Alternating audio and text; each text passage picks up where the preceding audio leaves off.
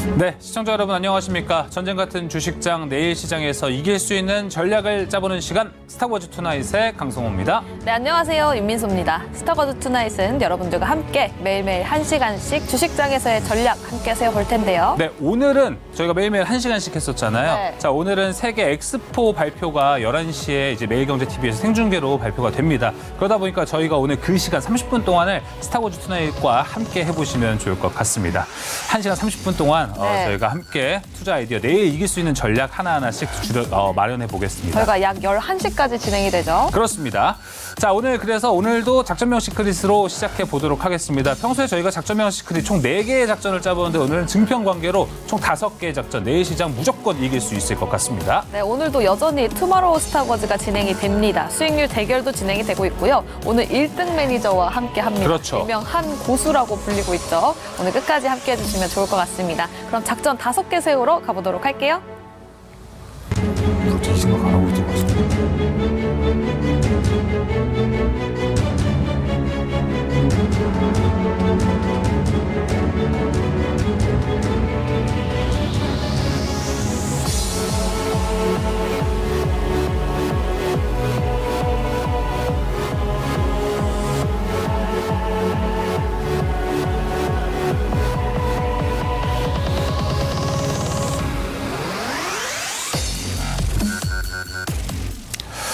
네, 작전명 시크릿 본격적으로 시작해 보도록 하겠습니다. 오늘 함께할 매니저부터 소개해 드리겠습니다. MBN골드 백인현 매니저, 한규수 매니저와 함께하도록 할게요. 매니저님들 어서 오십시오. 안녕하세요. 네, 안녕하십니까.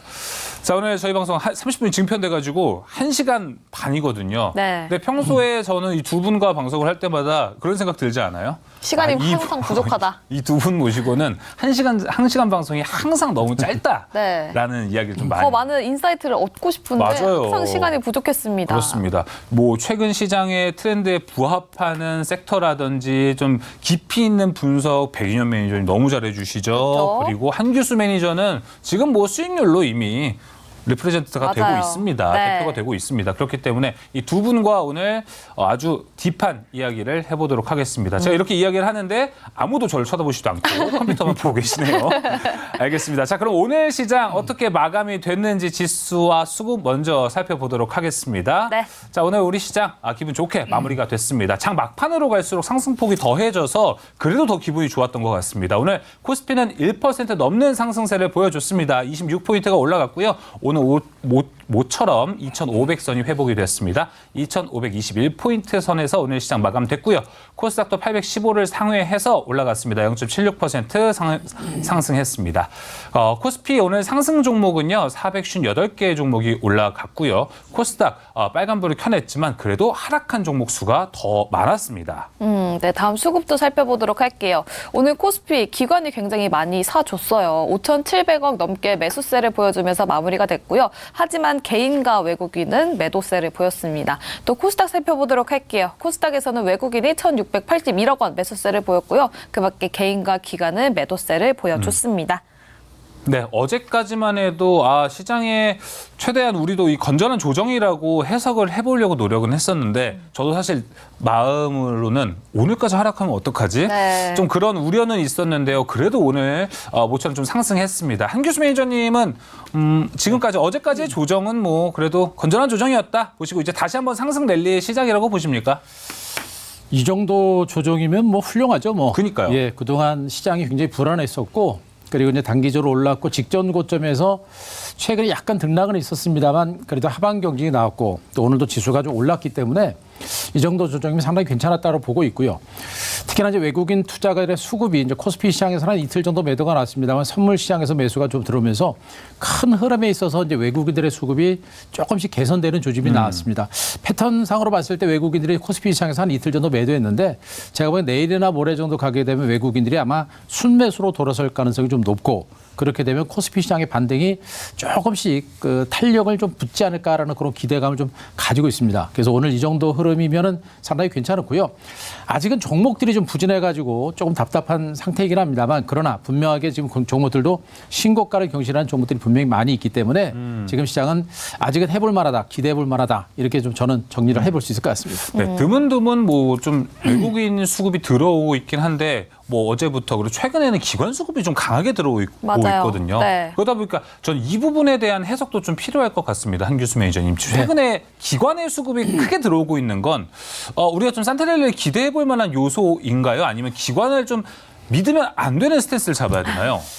기관은 제가 보기에는 많이 믿으면 안 될 것 같아요. 아직까지는 기관 투자가들의 수급 자체가 일단 우리가 제일 많이 이제 수급에서 우리가 제일 많이 참고를 해야 되는 부분들이 이제 투신권인데요. 네. 투신권들의 수급은 분명히 이제 추세적으로 들어오는 경우가 많습니다. 근데 최근에 한번 들어왔다가 소강 상태를 보였고 오늘 다시 한번 살짝 소량 들어오는 모습인데 추세적으로 들어오는지 여부가 아직은 좀 불확실합니다. 불확실하고요. 가장 중요한 부분이 역시 외국인 수급이 제일 중요한 부분들인데 기관들은 자금 여력이 별로 없기 때문에 시장을 이끌어갈 수 있는 힘이 없습니다. 그런 가운데 외국인들의 어떤 자금이 들어오게 되면 그 외국인들의 자금이 시장을 이끌고 시장을 이끌면 개인들의 자금이 들어가면서 시장의 반등장을 이끌어낼 수 있는 가능성이 높거든요. 근데 그 외국인들의 수급이 큰 흐름에 있어서는 매도가 진정되고 나서 최근에 매수가 어느 정도 들어오고 있고 추세적으로 선물 시장과 코스닥 시장, 코스피 시장을 주로 매수가 들어오는 형태입니다. 이런 걸 보게 되면 외국인들의 매수가 좀 더 들어올 수 있는 가능성에 대해서 우리가 포커스를 맞추고 외국인 수급에 좀 더 포커스를 맞추시 바라. 또 한 가지 중요한 게 뭐냐면 네. 외국인들의 수급은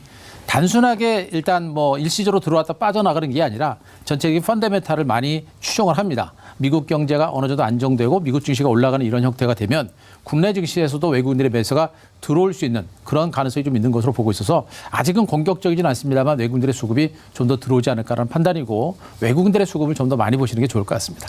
알겠습니다. 지금 외국인 수급을 기대해 보면서 좀 살펴보면 좋다라고 말씀을 네. 주셨습니다. 사실 오늘 코스닥 살펴보면 지수가 올라가기는 올라갔는데 하락 종목 수가 더 많았잖아요. 맞아요. 네. 그래서 지금 시장이 좀 건전한가 이런 생각이 들었었거든요. 백일환 매니저님 오늘장 어떻게 보셨습니까? 일단 오늘장 같은 경우에는 말씀하셨던 것처럼 코스닥 지수가 오르긴 올랐는데 네. 뭐 하락 종목 수가 훨씬 많았습니다. 그 이유는 2차 전지 관련 종목들이 이제 코스닥 시총 상위 종목을 차지하고 있는데 그쪽에서 최근에 오늘 장중에 KB증권에서 내년 2차 전지 영업이익이 한 40% 넘어갈 더 이상 증가할 거다라는 보고서 그 언론 보도가 나오면서 네. 2차 전지 관련 종목들이 전반적인 코스닥 지수를 오랜만에 이끌었다고 보시면 될 것 같고 그리고 최근에 이제 시가총액 규모가 그래도 큰 반도체 섹터도 최근에 꾸준히 상승하고 있고 기관과 외국인 같은 경우에는 삼성전자랑 SK 쪽, 하이닉스 쪽으로 수급이 강하게 유입되고 있기 때문에 최근 기관과 그 외국인 같은 경우에는 수급이 꾸준히 유입되고 있다라고 보시면 될 것 같습니다. 네. 일단 개인적으로는 지금 전반적으로 시장 자체는 나름 나쁘지 않다라고 생각을 합니다. 왜냐하면 반도체 섹터가 전반적으로 상승하다가 최근에는 온디바이스 AI 관련 종목들 위주로 상승하고 있고 그리고 반도체 관련 종목들은 대부분 개인 투자자들이 많이 가지고 있는 종목들이거든요. 네. 그리고 오늘 같은 장에서는 2차 전지가 올랐는데 2차 전지도 우리 개인 투자자들이 많이 몰려있는 종목이기 때문에 맞아요. 2차 전지 반도체 함께 올라가는 구간에서는 개인 투자자들이 오늘 하락 종목이 더 많긴 했지만 체감은 그래도 체감은 그래도 괜찮지 않았나라고 생각을 하고 있습니다. 네, 알겠습니다. 자, 이렇게 백인현 매니저와 한규수 매니저의 오늘장 한 줄평 이야기를 좀 전반적으로 들어봤습니다. 자, 이제 오늘 시장 이야기는 여기서 마무리를 해보고 바로 내일 시장 이길 수 있는 전략 짜봐야겠죠? 그 첫 번째 전략 지금 바로 확인하러 가보겠습니다. 자, 금리에 민감했던 섹터를 다시 보자라고 첫 번째 작전을 한번 세워보도록 하겠습니다. 이 이야기를 지금 하는 이유는 이제 조만간 금통위도 있고요. 네. 금리에 민감했던 섹터들을 다시 봐야 하는 것. 채권 전문가들의 96%가 이번 30일 금통위에서 기준금리는 동결할 것이다라는 전반적인 이야기가 나오고 있습니다. 백인현 매니저님, 현재 금리 가 동결된다는 건 우리가 모두 좀 예상을 하고 있는 기조잖아요. 네. 그러다 보니 우리는 그 다음 넥스트 레벨을 봐야 되거든요. 그 넥스트 레벨은 금리 인하 기대감인 건데 혹시 좀 예상하시는 시점이 있습니까? 일단 미국 같은 경우에는 지금 뭐 패드워치를 보게 되면 내년 5월 달을 기점으로 금리 인하할 가능성을 높게 보고 있습니다. 그래서 우리나라 같은 경우에는 미국보다는 사실 기준금리 인하를 조금 더 빨리 할 수는 없는 구조이거든요. 그렇죠. 그래서 네. 미국이 기준금리 인하가 예상되는 한 5월을 전후로 해서 우리나라도 금리 인하를 단행할 가능성이 높고요.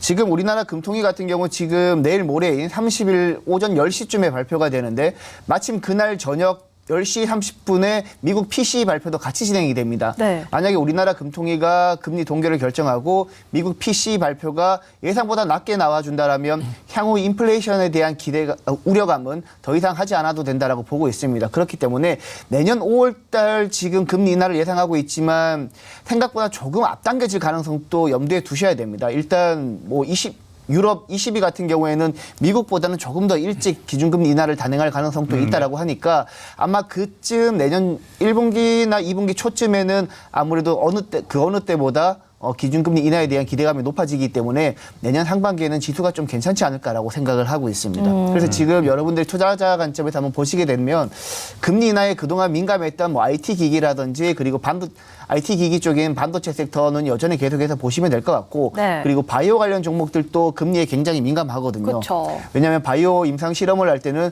자체 자금을 조달하는 경우도 있겠지만 3자 배정이나 아니면 금융기관을 통해서 자금을 조달하기 때문에 금리에 굉장히 민감하다고 보시면 될 것 같은데 일단 IT 쪽이랑 바이오 쪽 함께 여러분들이 세트로 보시면 될 것 같습니다. 네, 지금 시장 자체가 좀 그 금리 인하 기대감 때문에 또 올라오는 업종들이 있잖아요. 그렇습니다. 근데 사실 지금 시장에서 분석을 하는 건 금리 인하 시점 여전히 말을 좀 아낄 것이다라는 전망이 우세한 편입니다. 그렇죠. 한교수 매니저님 어떻게 네. 보고 계세요? 금리 인하 시점을 예측하는 거는 일단 좀 쉽지는 않겠습니다만 일단 미국과 한국의 이제 금리 인하 시점 차이도 좀 많이 날 것 같아요. 일단 저는 개인적으로 미국의 금리 인하 시점을 뭐 미국에서는 뭐 5월 뭐 3월 얘기도 나오고 있습니다만 네. 저는 좀 하반기 정도로 보고 있습니다. 예. 늦게 보는 이유는 뭐냐면 일단 미국 경기가 일단 탄탄하고요. 탄탄하고 그리고 보통 이제 금리를 인하하는 그 이제 금리 인하를 단행하는 시점이 어디냐면 경제 지표가 전반에 걸쳐서 꺾일 때 일단 금리 인하를 단행합니다. 지금 현재 미국의 이제 GDP 성장률 자체가 이제 하반기 정도 내년 하반기 정도에서 만 2%까지 떨어진다는 얘기인데 그래도 미국 경기가 2% 정도 성장이면 저는 상당히 높은 성장을 보고 있거든요. 이렇게 봤을 때 미국 경기가 꺾이면서 침체로 들어간다라는 신호가 나와야 저는 금리 인하가 단행될 거라고 보고 있습니다. 네. 이런 부분들이기 때문에 그렇죠. 금리 인하 시점이 생각보다 빨라지지는 않을 거로 저는 생각을 하고 있고 또 우리나라 같은 경우도 미국이 금리 인하를 단행한다고 해서 곧바로 이제 금리 인하를 같이 못하는 것이 지금 현재 이제 주택담보대출이라든가 대출 규모가 너무나 많습니다. 네. 이런 부분들이 어느 정도 해소가 되려면 시간이 상당히 많이 걸릴 것 같거든요. 이런 걸 본다고 하더라도 지금 우리나라 같은 경우도 금리 인하 시점이 생각보다는 그렇게 빨라지지는 않을 걸로 일단 생각을 합니다. 다만 지금 시장이 금리 인상 기조가 멈췄고 멀리 보게 되면 금리를 인하할 거다라는 기대감이 분명히 작용이 되고 있는 상태이기 때문에 금리 인하에 대한 기대감을 갖게 되면 경기 회복에 대한 기대감이 저변에 깔려서 시장이 좀 살아날 수 있는 것이고요. 그러면서 미래 시장에 투자하는 그런 기업들, 그러니까 이제 IT 업체들이 대표적인 좀 업체들이겠죠. 그런 미래 성장성에 투자를 하는 그런 기업들이 아마 금리 인하에 대한 기대감을 가지고 반등에 나설 가능성이 높아서 국내 증권 시장에서는 역시 IT 섹터가 더 유한 그런 섹터가 되지 않을까 이렇게 좀 보고 있습니다.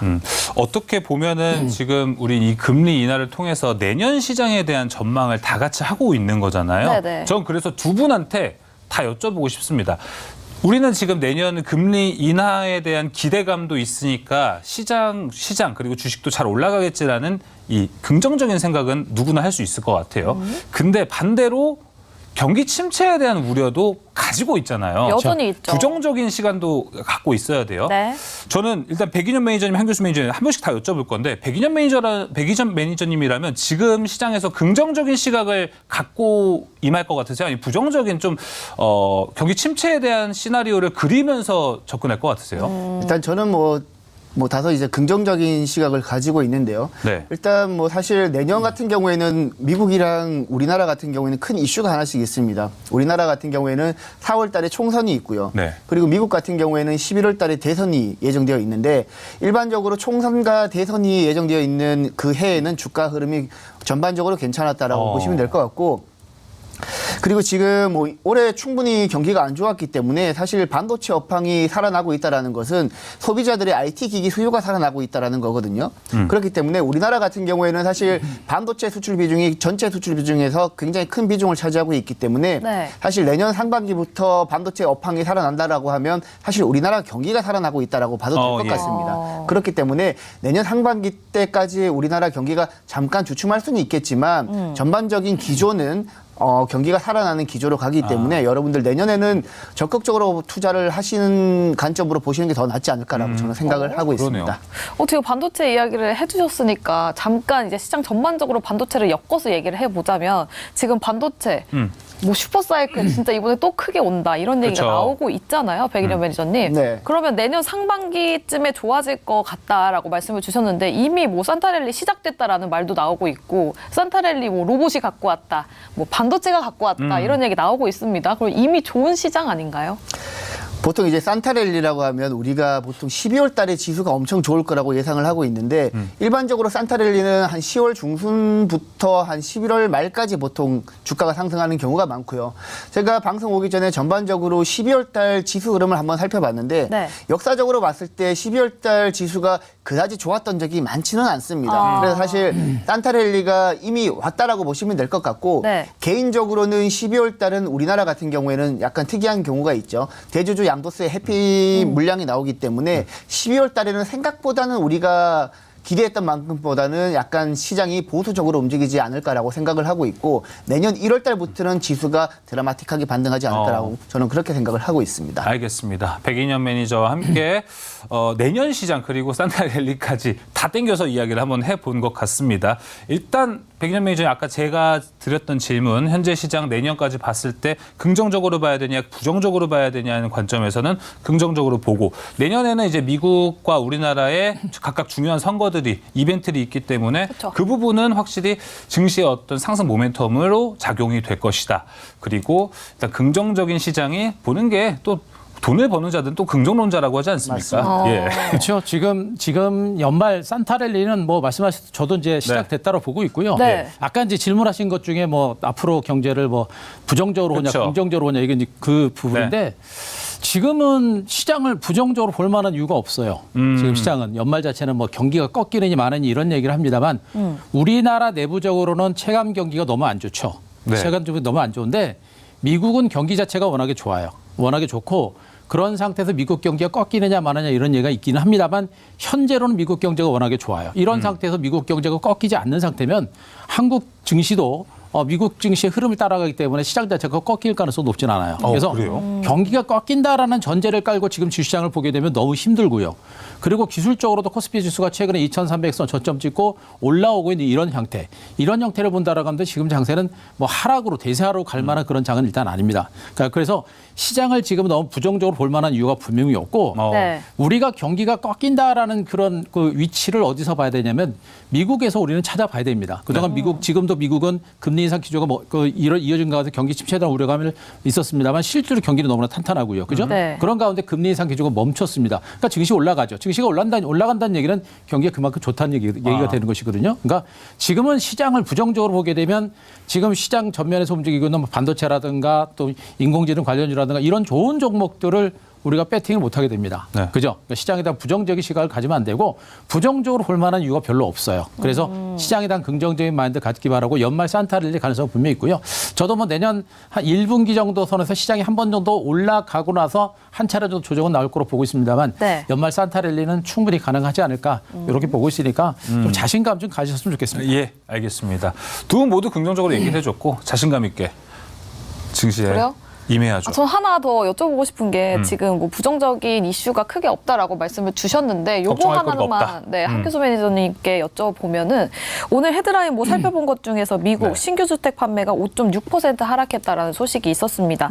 예상치가 4.5%였는데 예상보다 좀 크게 떨어졌어요. 근데 이거는 크게 뭐 미국 시장에 영향이 안 갈까요? 그 정도면은 뭐 그렇게 크게 걱정할 만한 단계는 아닌 것 같아요. 일단 부동산 시장 자체가 신규 주택 판매도 그렇고 이제 기존 주택 판매도 그렇고 최근에 이제 그 상승세가 조금 완만해지고 있는 부분들은 분명히 있거든요. 고물가가 이제 그 금리가 유지가 됨에 따라서 나타나는 현상들인데 일단 그런 것들이 한 가지, 그러니까 주택 가격도 물론 주택 가격이지만 거기에다가 뭐 소비자 물가 지수라든가 생산자 물가 지수라든가 이런 것들이 동시다발적으로 감소하거나 떨어지는 폭이 급격하게 진행이 될 때 그럴 때는 경기 침체에 대한 우려감이 분명히 있을 수 있습니다. 그럴 때는 경계를 해야 되겠습니다만 지금은 경기가 어느 정도 회복되고 탄탄한 상태에서 지표가 한두 가지 정도가 위축되고 있는 상태이기 때문에 그거 하나만 가지고 미국 경제가 꺾인다라고 보기는 좀 어려운 것 같아요. 네. 그래서 여러 가지 경제 지표를 계속해서 연속성을 가지고 그 경제 지표가 어떻게 나오는지 이런 것들을 보시면서 대응하시는 게 맞지 않을까 싶습니다. 알겠습니다.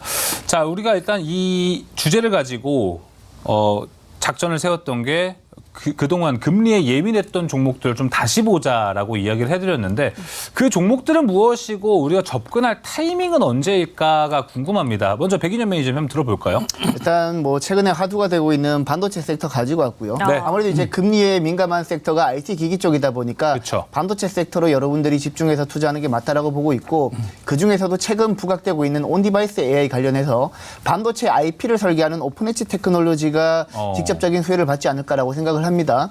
여러분들 잘 아시겠지만 온디바이스 AI에는 기존 GPU 칩도 이제 탑재될 수 있겠지만 NPU AI 반도체 칩이 탑재될 가능성이 매우 높다라고 하죠. 특히 오픈엣지 테크놀로지 같은 경우에는 NPU 기반의 IP도 이제 개발하고 있는 업체이기 때문에 반도체 IP 관련 종목 중에서는 뭐 오픈엣지 테크놀로지가 실질적으로 NPU 관련해서 직접적인 연관이 있다라고 보고 있기 때문에 오픈엣지 테크놀로지가 가장 수혜를 받을 거라고 저는 생각을 하고 있습니다. 네, 오픈 엣지 테크놀로지. 또 이거와 더 파서 들을 거는 우리 네 번째 작전에 준비되어 있잖아요. 그렇죠. 네, 거기서 좀 더 깊게 이야기를 나눠보도록 하고요. 한교수 매니저님은 어떤 네. 종목 여기서 볼 수 있을까요?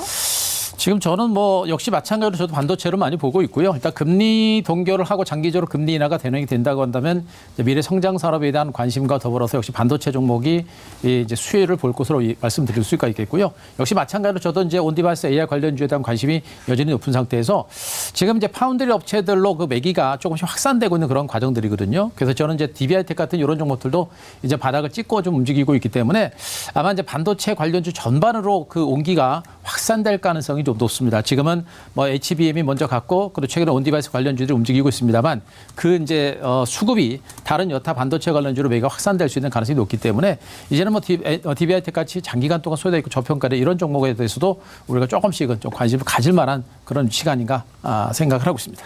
네, 알겠습니다. 자, 이쪽과 관련해서는 이제 DBI텍과 오픈엣지 테크놀로지까지 두 종목 들어봤습니다. 첫 번째 작전은 마무리해보고요. 이제 두 번째 작전으로 가보도록 할게요.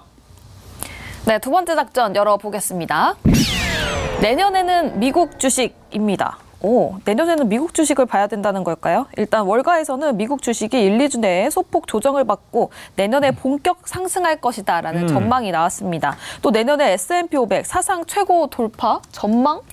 그래요? 이런 이야기까지 나오고 있다고 합니다. 네. 한규수 매니저님, 네. 뭐 이제 국내장 떠나고 내년에 미국으로 가야 되나요? 그러니까 요즘에 국내 증시도 보면서 미국 증시를 안 볼 수가 없어요. 아, 그러니까요. 미국 증시를 안 볼 수가 없고 네. 요즘에 이제 미국 증시에 뭐 직접 투자도 많이 합니다만 저는 뭐 개인적으로 미국의 이제 나스닥 그 ETF, 나스닥 그 레버리지라든가 네. 또 S&P 레버리지 ETF 종목도 이제 같이 보고는 있습니다만 일단 지수 흐름에 있어서는 국내 증시보다는 확실히 미국 증시가 훨씬 더 강할 것 같습니다. 그동안도 그래 왔고 앞으로도 제가 보기엔 미국 증시가 만약에 상승장이 나온다라고 한다면 이렇게 더 강하게 나올 가능성이 높기 때문에 미국 증시를 보시는 게 맞겠고 네. 만약에 미국 증시를 안 본다라고 한다면 미국 증시를 추종하는 그런 어떤 종목들을 우리가 좀 많이 보실 필요가 분명히 있을 거라고 보여집니다.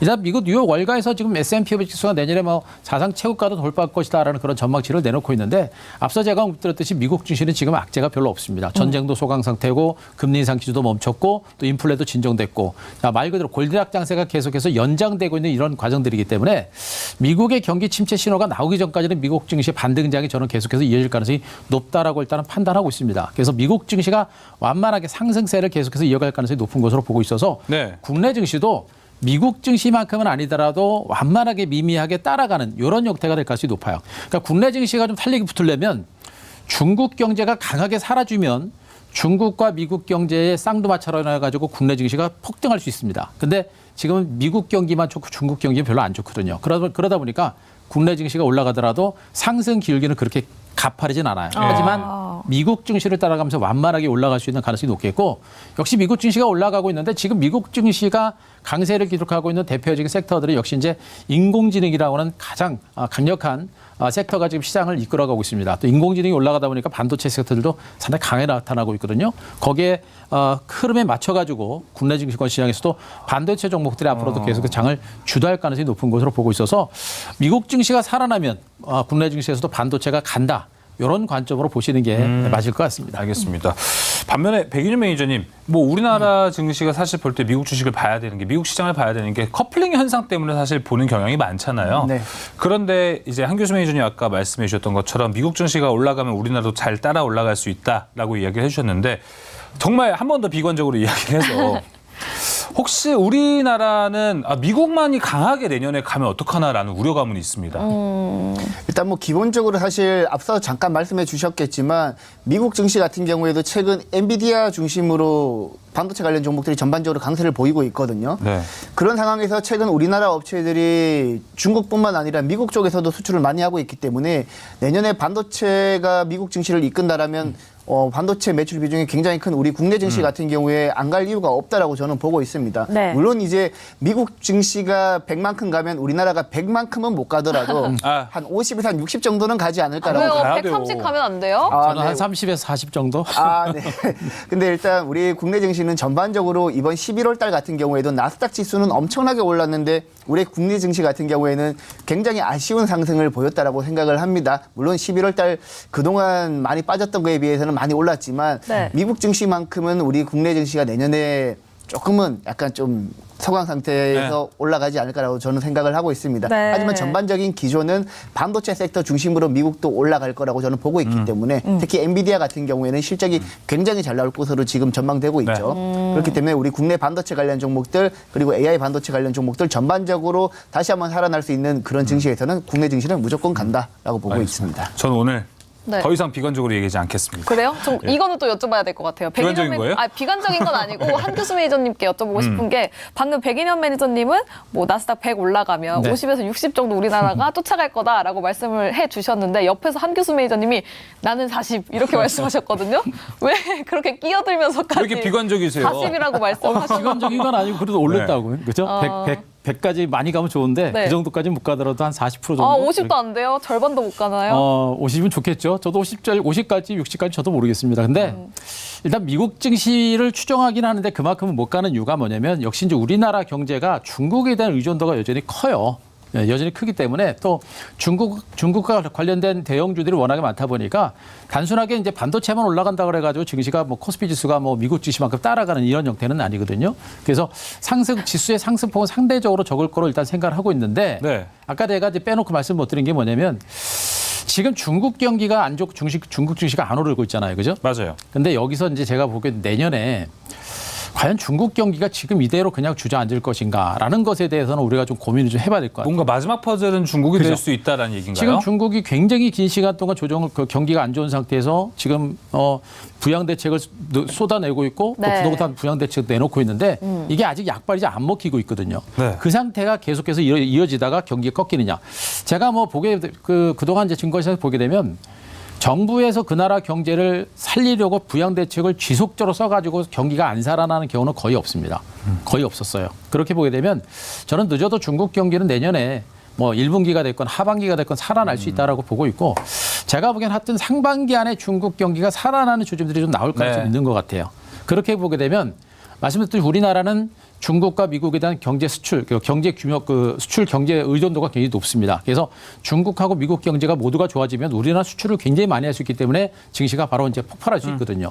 그런 상태에서 만약에 내년에 중국 경기까지 만약에 좋아진다라고 한다면 그거는 우리나라 증시한테는 상당히 고무적인 그런 현상도 나올 가능성도 있어요. 그래서 내년 2024년 증시가 연말 증시가 좀 부진해서 조금 답답하긴 합니다만 내년 증시는 그래도 너무 낙관적이진 않지만 그래도 기대해 볼 만한 언덕들이 조금 있지 않을까라는 생각이기 때문에 내년 2024년 증시 본다고 한다면 지금은 우리가 좀 너무 부정적으로 보지 말고 긍정적으로 한번 대비를 해볼 만한 그런 위치가 아닌가라는 생각을 네. 하고 있습니다. 그리고 한 가지 더 한교수 매니저님이 중국 얘기를 해주셔서 여쭤보겠지만 우리가 중국 시장이 다시 살아나는 데 있어서 기대해야 되는 뭐 뉴스 플로우들이 있을 거 아니에요. 네. 근데 우리가 지금까지 시장을 거쳐오면서 코로나19 때도 있다 보니까 드라마틱한 상승장도 봤었고요. 그리고 그 이후에 작년에 엄청나게 하락했던 증시를 보다 보니까 되게 뭔가 한 뉴스에 급하게 내려가고 한 뉴스에 급하게 올라가는데 우리가 뭔가 좀 노출이 많이 되어 있다. 거기에 좀 중독되어 있다라고 생각이 들어요. 그래서 중국도 혹시나 우리가 그런 쪽에만 너무 매몰되면은 중국의 본질을 알 수가 없다라는 생각이 좀 들긴 하거든요. 당연히 우리가 장기적으로 봐야겠죠. 중국의 지표들이 살아나는 것들은. 장기적으로 보셔야죠. 제가 보기엔 장기적으로 보셔야 되고요. 지금 이제 중국 경제 지표는 소비 지표라든가 이런 것들이 조금씩은 개선은 되고 있는데 네. 뭐 기대했던 만큼은 아닙니다만 소비 지표로 분명히 조금 개선은 되고 있는데 가장 중요한 게 이제 부동산 지표거든요. 그러니까 부동산 시장이 살아나야 중국 경기에 대한 기대감이 더 커지고 그리고 소비 심리가 더 빠르게 개선이 될 수 있는데 그 부동산 지표가 지금 안 살아나고 있는 게 가장 큰 부담입니다. 하지만 얼마 전에 이제 뭐 부동산 업체들에 대해서 중국 당국에서 50개 업체들은 화이트리스트를 작성을 해서 거기다 자금 지원을 해주고 하면서 부동산 시장을 살리고자 하는 그런 노력이 굉장히 상당히 강하게 이루어졌기 때문에 네. 적어도 내년 1분기에는 부동산 지표가 좀 살아나고 또 이제 부동산 시장이 살아나고 또 집값이 올라가면 또 소비도 많이 하게 되잖아요. 그렇죠, 그죠? 그렇죠. 그런 심리가 있기 때문에 부동산 시장에 살아나는 그런 지표만 나오게 되면 중국의 경기에 대한 기대감이 상당히 클 거고요. 네. 더군다나 중국 증시가 워낙에 긴 시간 동안 조정을 받았기 때문에 증시가 살아나는 조짐들이 나오게 되면 아마 자금이 중국 증시로 많이 들어갈 수 있는 가능성이 좀 있습니다. 그래서 아직까지는 미국이 중국에 대한 제재를 가고 있기 때문에 네. 증시가 얼마만큼 살아날지는 봐야겠습니다만 정말 긴 시간 동안 조정을 받았던 만큼 중국 증시가 살아나게 되면 그 시세는 생각보다 강하게 나오지 않을까라는 그런 기대감도 좀 일단은 좀 가지고 있습니다.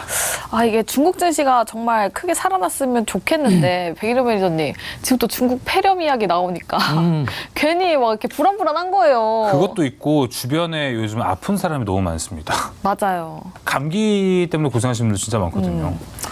일단 뭐 폐렴. 중국 폐렴 관련해 가지고 우리 국내 증시가 뭐 많이 뜨고 있죠. 위더스 제약도 많이 뜨고 있고, 그쵸, 맞아요. 메가 ECS 같은 폐렴 관련 종목들이 많이 뜨고 있는데, 뭐 일단 뭐 전반적인 우리 골자는 중국 경기가 살아나느냐 안 살아나느냐 이 문제만 여러분들이 보시면 될 것 같아요. 생각보다 이제 폐렴 이슈가 지속적으로 부각되고 있긴 하지만 네. 이게 뭐 과거 코로나 수준까지 확대될 가능성은 저는 없다라고 보고 있거든요. 그렇기 때문에 지금 최근 제가 지난번 방송에서 한번 말씀을 드렸었는데 샤오미의 3분기 판매 영업이익 맞아요. 순이익이 8,700억 원으로 흑자 전환했다라고 말씀을 드리면서 스마트폰 판매량이 살아나고 있으면 우리 국내 업체들은 중국 쪽에 반도체를 수출 많이 하고 있기 때문에 그렇죠, 그렇죠. 같이 국내 반도체 업체들도 살아날 가능성이 높다라고 말씀을 드렸는데 이후에 10월 글로벌 스마트폰 판매량도 전년 동월 대비 5% 상승했다라는 언론 보도가 최근에 나왔습니다. 그리고 중국 쪽도 잘 나왔기 때문에 3분기에 이어서 4분기도 글로벌 스마트폰 판매량이 늘어나지 않을까라고 생각을 하고 있기 때문에 전반적인 IT 기기가 판매량이 늘어나게 되면 뭐 일단 우리 국내 반도체 업체들이 시장을 주도할 거기 때문에 전반적인 시장 기조는 스마트폰 판매량 요것만 보더라도 여러분들이 좋아짐을 알 수 있다라고 보시면 될 것 같습니다. 네. 알겠습니다. 자, 그럼 우리가 이 월가에서 내년 미국 주식이 상승장에 돌입한다라는 뉴스와 함께 어떤 종목들을 보면 좋을지 종목까지 투자 아이디어를 한번 연결지어 보도록 하겠습니다. 한규수 매니저님, 오늘 뭐 미국 주식 얘기해 주시나요? 미국 주식도 미국 주식입니다만 네. 일단 미국 증시가 가게 되면 이제 수혜의 폭이 이제 클 수밖에 없는 부분을 보셔야 될 것 같고 일단 역시 뭐 저도 반도체 쪽을 많이 보고 있고요. 종목은 뭐 최근에 마셨듯이 이제 삼성전자 이것도 다시 한번 좀 보고 있습니다. 네. 삼성전자를 자꾸 이제 보고 있는 이유가 뭐냐면 이제 반도체 디램 가격도 이제 우호 상향하고 있는 그런 모습들이고 엔비디아 쪽에서 엔비디아 이제 HBM 쪽에서는 내년부터 이제 매출이 이제 본격적으로 나올 가능성이 높고요. 네. 가장 중요한 것이 역시 이제 온디바이스 AI죠. 이쪽 시장이 이제 본격적으로 커짐에 따른 수혜가 바로 삼성전자가 직접적으로 받을 수 있는 가능성이 좀 큽니다. 물론 중소형 장비주라든가 이런 종목들이 많이 소프트웨어 관련주라든가 이런 종목들이 수혜를 받고 있습니다만 자, 대표적인 종목으로 제가 말씀드리면 삼성전자가 그 수혜를 받을 수 있는 가능성이 좀 크지 않을까라는 판단이고 만약에 국내 증시가 지수가 만약에 우상향으로 간다라고 한다면 아마 삼성전자가 이끌어가는 삼성전자와 하이닉스가 이끌어가는 그런 장이 되지 않을까라는 그런 생각도 가지고 있습니다. 그래서 만약에 시장이 살아나게 되면 삼성전자가 상징적인 의미에서 전반적인 어떤 상승장을 좀 이끌어가지 않을까 이렇게 기대를 좀 하고 있습니다. 알겠습니다. 지금 또 삼성전자를 말씀을 해주셔가지고 여쭤보고 싶은 게 뭐냐면 사실 10월 초였나요? 엔비디아의 HBM3 관련해가지고 그거 테스터 칩이라고 해야 될까요? 그거를 먼저 써보세요. 네, 그거 소식이 전해지면서 SK 하이닉스가 떨어지고 삼성전자가 7% 올라갔잖아요. 근데 또 이번에 결과가 12월 말에 또 난다라는 소식이 있어요. 그래서 그 소식이 또 오케이 딱 떨어지면 삼성전자가 엔비디아 영향으로 또 크게 올라가지 않을까 이런 생각이 들거든요. 가능성 있죠. 제가 보기엔 충분히 있고요. 일단 엔비디아에 대한 일단 HBM 납품이라고 하는 부분들을 일단 하이닉스가 일단 먼저 완벽하게 이제 자리를 잡았고 거기에 맞춰서 삼성전자가 이제 따라가는 형태가 되고 있는데 기술력이라든가 제품력이라든가 이런 부분들을 보게 되면 삼성전자가 하이닉스를 못 따라갈 이유는 없다라고 일단은 보여집니다. 네. 거기다가 아까도 말씀드렸듯이 온디바이스 AI 시장이라고 하는 그 시장 자체가 열리면서 거기에 들어가는 인공지능 칩이라든가 거기에 들어가는 반도체라든가 특히나 인공지능 갤럭시 S24 자체가 이제 판매가 늘어나면서 이제 스마트폰 판매량도 늘어날 수 있는 가능성이 높아요. 그러니까 디램까지도 가격이 올라가고 낸드까지도 가격이 올라가는 상태라고 한다면 삼성전자가 가지고 있는 모든 사업 부분들, 뭐 가전 사업 부분이라든가 이쪽 정도만 빼고 나면 삼성전자의 굉장히 우호적인 그런 환경들이 많이 만들어질 가능성이 높은 게 내년이라고 보여집니다. 그래서 올해는 하이닉스가 HBM 쪽에서 먼저 선두를 쳤다고 한다면 네. 내년에는 삼성전자가 HBM과 그리고 이제 온디바이스 AI 쪽에서 새로운 어떤 탄력을 이끌어갈 수 있는 그런 모멘텀이 나오지 않을까라는 그런 기대는 충분히 해볼 수 있을 것 같습니다. 네, 알겠습니다. 삼성전자 관련해서 이야기 들어봤고요. 네. 다음 백인현 매니저님, 이쪽 이슈에서 볼 수 있는 종목 어떤 게 있을까요? 일단 종목 먼저 말씀드리기 전에 방금 말씀해 주셨던 거 간단하게 조금 첨언만 해드리자면 네. 일단 뭐 HBM 관련해서는 내년에 삼성전자랑 SK 하이닉스가 수혜를 받을 게 거의 확실시되고 있죠. 그리고 HBM3 같은 경우에는 하이닉스가 엔비디아에 독점적으로 공급하고 있고요. 다만 저도 그렇게 보고 있지만 약간의 이제 우리 투자자들이 감안해야 될 변수를 한번 말씀을 드리자면 네. 지금 HBM3 같은 경우에는 뭐 하이닉스가 독점하고 있는데 HBM3E 같은 경우에는 마이크론이 먼저 SK 하이닉스보다 먼저 엔비디아에 퀄 테스트를 진행을 하고 있습니다. 네. 그다음 SK 하이닉스, 그다음 순서가 삼성전자 순으로 HBM3E 버전 같은 경우에는 퀄 테스트를 진행하고 있기 때문에 예. 지금 같은 시장에서는 HBM3는 뭐 SK 하이닉스가 독점을 했고 그 외에 전체적인 HBM 시장은 삼성전자랑 SK 하이닉스가 양분하고 있다라고 봤을 때 내년에 생각보다 마이크론의 점유율이 더 커진다라면 SK 하이닉스랑 삼성전자의 HBM 관련 매출은 늘어나긴 하겠지만 점유율상으로는 조금 줄어들 수도 여지가 있다라고 그러네요. 저는 그렇게 보고 있습니다. 네. 알겠습니다. 마이크론까지 낀 HBM3E까지 한번 투자 아이디어가 계속해서 어려워지고 있는 것 같고 확실히 경쟁자가 많아요. 또 한 가지 좀 보셔야 될 부분이 뭐냐면 네. 이제 시장이 계속 양분이 되지만 네. HBM 시장 자체가 계속 커지고 있다라는 거. 그것도 이제 보셔야 되겠죠. 그러니까 네. 시장이 양분은 되지만 기업들의 실적은 HBM 시장 자체가 커지면서 기업들의 실적은 모두가 동반해서 올라가는 이런 형태가 되기 때문에 실적이 좋아지게 되면 뭐 기업들의 주가도 네. 뭐 이익도 늘어나니까 같이 갈 수 있는 가능성이 있겠죠. 알겠습니다. 전반적인 점유율은 줄어들 수는 있으나 그래도 실적이 함께 올라가기 때문에 주가가 어떻게 변동성이 있는지는 지켜보셔야 될 것 그리고 같습니다. HBM 시장 자체 규모 자체가 이만했던 게 거의 이렇게 커진다라고 얘기를 해주셨기 때문에 여기서 얼마 만에 파이를 가져가는 것도 또 중요할 것 같아요. 그렇죠. 그럼 네. 백인현 매니저님, 종목. 그래서 어떤 종목 보십니까? 네, 어우, 큰일 날 기판적인 대덕전자를 좋게 보고 있습니다. 대덕전자. 네, 왜냐하면 지금 온디바이스 AI처럼 가상 인공지능 반도체 칩이 성능이 향상되면 될수록 뭐 FCCSP라든지 그리고 SIP, MLB 같은 기판의 성능도 향상돼야 되기 때문에 뭐 최근 온디바이스 AI 관련해서 기판 관련 종목들이 많이 올랐죠. 특히 FCCSP 기판에 특화되어 있는 심텍이 굉장히 많이 올랐고 그 다음에 뭐 대덕전자도 올랐고요. 그리고 MLB 쪽에 특화되어 있는 이스페타시스 같은 경우에도 굉장히 많이 올랐습니다. 그 중에서 제가 대덕전자를 가지고 온 이유는 사실 대덕전자는 뭐 온디바이스 AI뿐만 아니라 향후에 하이엔드급 IT 기기가 나올수록 대덕전자의 FCBGA 기판도 수요가 더 늘어날 것이라고 네. 예상을 하고 있기 때문에 저는 그 중에서 대덕전자 가지고 왔습니다. 알겠습니다. 자, 두 번째 작전에서 삼성전자와 대덕전자 이 두 가지 종목까지 체크해 봤고요. 자, 이제 세 번째 작전 세워보러 가보겠습니다. 자, 공장에 사람 대신 로봇이라는 작전명을 좀 가져왔습니다. 네. 자, 두산 로보틱스에서 이제 협동 로봇을 만드는데 그 협동 로봇이 바로 현대자동차 전기차 공장에 투입이 됐다라는 소식이 나왔습니다. 우리가 1년 넘게 로봇주를 투자하면서 진짜 원했던 로봇이 일을 진짜 하는구나 했던 건 우리가 기대했던 건 이거거든요, 사실. 네, 맞아요. 이제 드디어 시작이 된 것 아닐까라는 생각이 듭니다, 백인현 매니저님.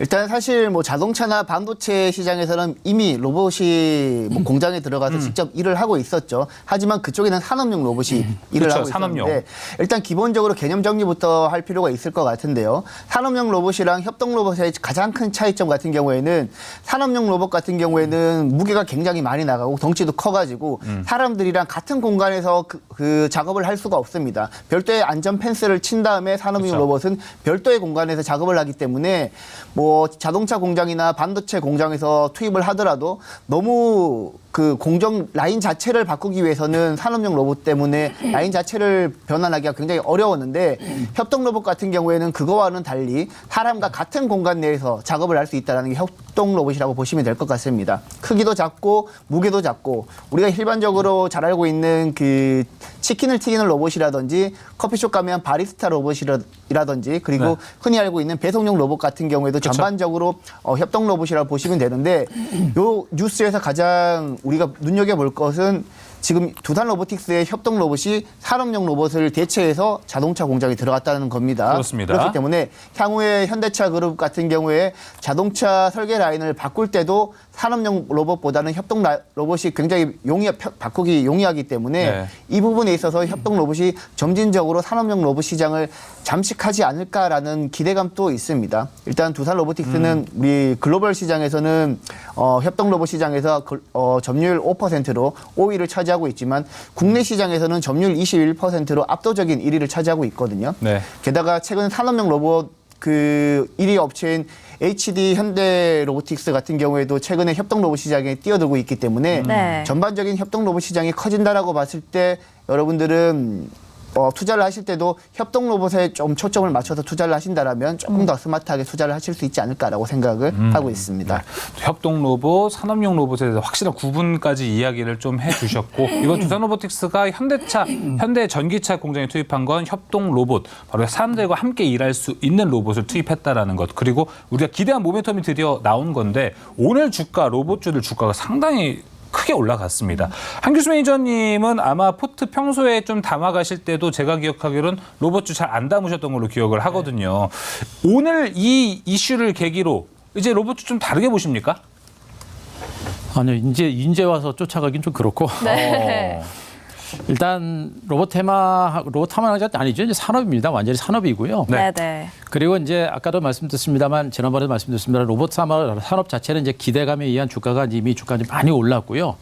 그리고 쉬어가는 와중에 이제 다시 이제 그런 재료가 나오고 그러면서 이제 두산 로보틱스 같은 요 종목이 좀 더 올라갔는데 제가 보기에는 오늘 그 다른 뭐 유진 로봇이라든가 로보틱스 특히나 레인보우 로보틱스 같은 종목들은 두산 로보틱스 대비 이제 상대적으로 주가가 이제 묶었기 때문에 상대적인 저평가이기 때문에 좀 올라온 거다라고 저 개인적으로 판단하고 있어서 오늘 로봇 관련 전반에 걸친 반등세는 바로 이제 두산 로보틱스 상승에 영향을 받은 것으로 저는 보고 있습니다. 그런데 제가 보기엔 두산 로보틱스가 그런 재료 자체가 성장성이나 이런 부분들이 저는 좀 더 과도하게 좀 반영이 된 게 아닌가라는 생각을 하고 있고요. 물론 로봇 산업 자체가 이제 본격적으로 성장하고 있는 산업인 것은 맞기는 맞습니다만 아직은 기업들의 실적이 이 주가의 흐름만큼 따라올 만큼 실적이 따라오지는 않고 있다. 기대감 분명히 있습니다. 그러나 실적이 따라오지 않고 있다는 부분들 때문에 제가 보기엔 지금은 쫓아가는 건 좀 부담이 되지 않을까라는 생각이고 특히나 두산 로보틱스 때문에 다른 종목들이 이제 오늘 반등세를 보였기 때문에 주변주들의 반등은 제가 보기엔 기술적 반등이에요. 기술적 반등이고 어떤 모멘텀 자체라든가 재료 자체가 그렇게 강하지는 않은 거로 보여집니다. 그래서 제가 보기엔 여기서부터 우리가 뭐 트레이딩 매매 정도는 단행을 하더라도 네. 추세적으로 뭐 중장기로 큰 시세를 보고 들어가는 거는 조금 시간을 가지고 보시는 게 좀 낫지 않을까라는 생각이어서 현재 구간에서 저는 일단 두산 로보틱스 밑에서 로봇주들은 뭐 그동안도 매매를 안 했는데 이제 와서 제가 로봇주를 매수할 만한 그런 위치는 좀 아니지 않느냐라는 생각을 하고 있습니다. 근데 워낙 또 로봇주를 포트에 담지는 않으셨지만 수익률이 워낙 좋았잖아요. 네. 너무 좋았어요. 로봇 없이도 나는 할 수 있다라는 자신감이 또 있었죠. 그때 초창기에 이제 로봇 관련주들이 움직일 때도 이제 다른 종목들이 좋은 종목이 많아서 네. 제가 이제 그 로봇 좀 많이 매매 안 했고요. 그리고 그때 이미 로봇 관련주는 시세가 너무 많이 났기 때문에 네.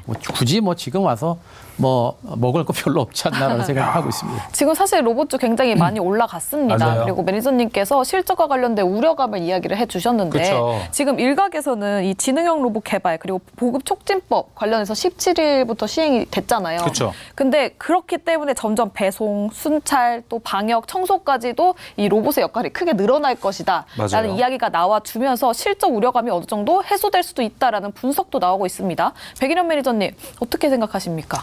일단 뭐 전반적으로 우리 인공지능 관련 종목들도 실적이 좋아서 가는 건 아니잖아요. 아, 그쵸. 그리고 한미 반도체도 지금 HBM 관련해서 급등하고 있긴 했지만 지금까지 급등했지만 3분기 영업이익 뚜껑을 열어봤을 때 20억대 영업이익밖에 못 났어요. 실적을 보고 가는 게 아니라 일단 산업 전반적인 흐름을 보고 간다라면 로봇 관련 종목들 비중을 싣기에는 조금 많이 부담스럽게 올라오긴 했지만 맞아요. 네. 그래도 지속적으로 여러분들이 업데이트 하시면서 스터디 하실 필요는 있을 것 같다라는 게 제 생각입니다. 그래서 지금 로봇 관련 종목들 많이 올랐지만 그중에서도 여러분들이 한번 선별을 하신다면 충분히 아직까지는 저는 투자 기회는 있다라고 보고 있습니다. 네.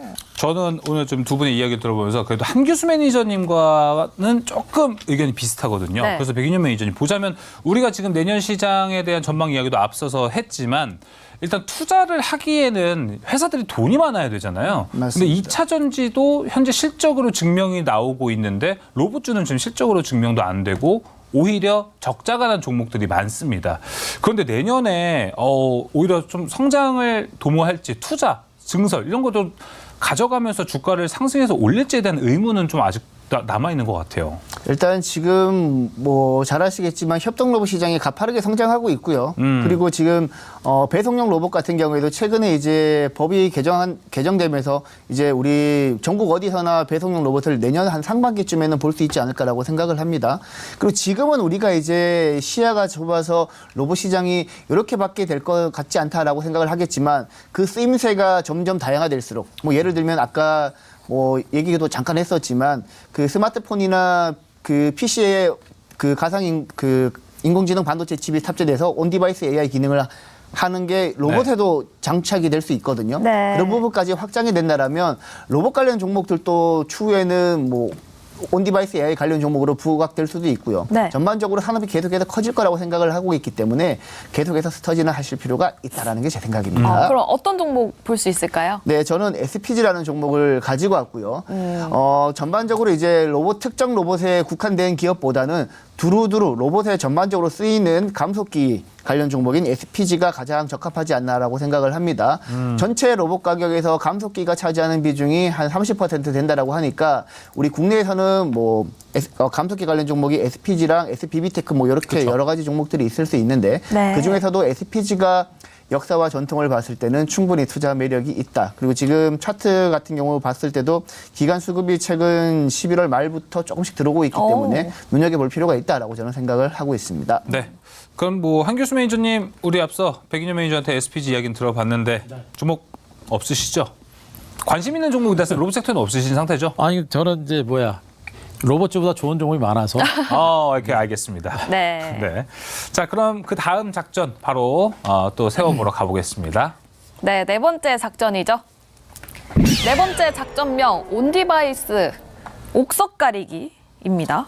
이거 옥석 진짜 가려야 될 섹터가 됐어요. 여기는 계속 퍼져나가요. 자동차도 자율주행 나오죠. 로봇 방금 말씀도 해주셨고 그러니까. 일단 옥석을 가리는 방법이 어떤 걸 선별적으로 가려야 될지 모르겠어요. 사실 한규수 매니저님 네. 뭘 봐야 돼요? 어떤 걸로 가려봐야 돼요? 기술력 아니면 실적 여러 가지가 있잖아요. 그러니까 온디바이스에 어떤 제품이 들어가는가를 좀 봐야 될 것 같고 온디바이스 안에. 그렇죠. 새로운 칩이 좀 들어갈 수도 있겠고. 그렇죠. 그리고 또 이제 새로운 디바이스가 만들어지기 때문에 메모리 자원도 제가 또 새로운 것이 또 들어가고 또 많이 들어갈 수도 있고요. 또 요즘에 이제 삼성전기 같은 종목군들 같은 경우는 또 이제 올라가죠. 네. MLCC가라는 그 부품 자체가 또 많이 들어갈 때라는 기대감 때문에 그러니까요. 좀 올라갔고 또 이제 그 안에 이제 이제 온디바이스 AI 시장에서 이제 가장 중요한 포인트가 바로 이제 NPU거든요. 신경망 처리 장치. GPU보다는 그래도 NPU 쪽에서 이제 수요가 많이 있다 보니까 지금 뭐 디자이너스 관련주들의 반등세가 상당히 강하게 나타났던 부분들. 그러니까 어떤 하나 이슈가 만들어지게 되면 거기에 파생되는 종목군들이 계속해서 늘어나기 때문에 종목들이 늘어날 수밖에 없고요. 지금 뭐 PCB 관련주들까지도 올라갔던 부분들도 바로 이제 그런 맥락으로 계속 보시면 됩니다. 그러니까 과거에 이제 스마트폰 시장 자체가 커지면서 스마트폰에 들어가는 뭐 외장형이라든가 내지는 뭐 커버라든가 이런 어떤 그 부품주들이 올라갔듯이 이 스마트폰 시장 자체는 인공지능, 그러니까 온디바이스 AI 시장은 새로운 스마트폰 시장이 열린다고 보시면 됩니다. 스마트폰 안에 인공지능이 들어가는, 챗GPT가 들어가는 그런 시장이기 때문에 소프트웨어라든가 내지는 반도체라든가 여러 가지 부품들이 많이 들어가는 그런 새로운 산업이라고 보시면 될 것 같아요. 그래서 이들 종목들은 아직은 기대감에 의해서 올라가고 있는 상태이지만 내년 1분기에 이제 삼성전자가 갤럭시 S24를 1월 달에 발표를 합니다. 발표를 하기 때문에 그 모멘텀 자체가 계속해서 연장선상에 있을 가능성이 높고요. 삼성전자를 선두로 해서 애플이라든가 내지는 이제 구글이라든가 이런 업체들도 폰 자체가 계속해서 나올 수 있기 때문에 그 시장이 앞으로도 계속해서 이제 온디바이스 시장 자체가 계속해서 성장할 수 있는 확장 국면에 있는 초기 국면이라고 보시면 될 것 같아요. 네. 그래서 이 온디바이스 시장은 오늘 주가가 최근에 단기적으로 올랐다가 좀 쉬어가는 과정들이 나오고 있는데 제가 네. 보기엔 요거는 완전히 초동기입니다. 그러니까 HBM 관련주가 올해 상반기부터 시작을 해가지고 한 1년의 기간 동안 가까운 시간 올라갔죠. 올라갔는데 지금 이 온디바이스 시장 자체도 이제 만들어지기 시작하는 초기에 불과합니다. 제가 보기엔 많이 오른 거 아니에요. 많이 오른 거 아니기 때문에 온디바이스 관련주들에 대해서는 우리가 정말 공부를 많이 하셔야 되고 일단 지금은 디자이너스 관련주라든가 또 뭐 NPU 관련주라든가 또 지금은 PCB 관련주라든가 이런 종목이 많이 동반해서 올랐는데 그렇게 올랐던 종목들이 계속해서 순환하면서 같이 움직일 수 있는 맞아요. 가능성이 굉장히 높아요. 그래서 갔다 쉬었다가 또 올라가고 하는 이런 형태의 흐름이 계속해서 반복될 가능성이 높아서 우리는 조금 이 온디바이스 AI 시장에 대한 관심을 상당히 높여야 될 것 같고요. HBM에 대한 관심에서 온디바이스로 시장 관심이 확 옮겨가는 그리고 수급도 순식간에 또 옮겨갈 수 있는 그런 가능성도 분명히 있는 부분이기 때문에 자 온디바이스 시장에 대한 관심들을 우리가 정말 많이 가져야 될 것 같고요. 그 종목들은 계속해서 확산되겠습니다만 네. 그 많은 종목을 다 볼 필요는 없겠고 그 안에서 가장 엑기스 같은 그런 그렇죠. 종목들 대표적인 종목들을 중심으로 우리가 공부를 많이 해서 종목을 접근하시면 충분히 좋은 결과가 나오지 않을까라는 기대를 가지고 있습니다. 민수 아나운서하고도 오늘 방송 들어가기 전에 이런 얘기를 했습니다.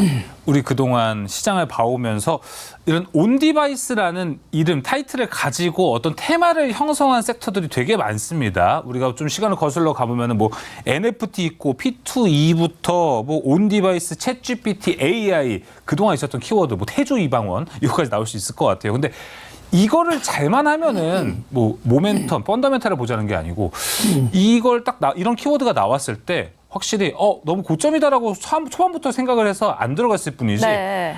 최소 한 달, 길면 2달은 랠리가 항상 있었던 걸로 기억을 합니다. 백인영 매니저님 지금 온디바이스 초입이 맞다고 보시나요? 이거 같이 말씀해 주시면 좋을 것 같아요. 마침 댓글이 올라왔어요. 은은형님께서 이제 시작이라면 온디바이스 관련한 종목들 지금 진입해도 괜찮은 자리인가요? 그렇죠.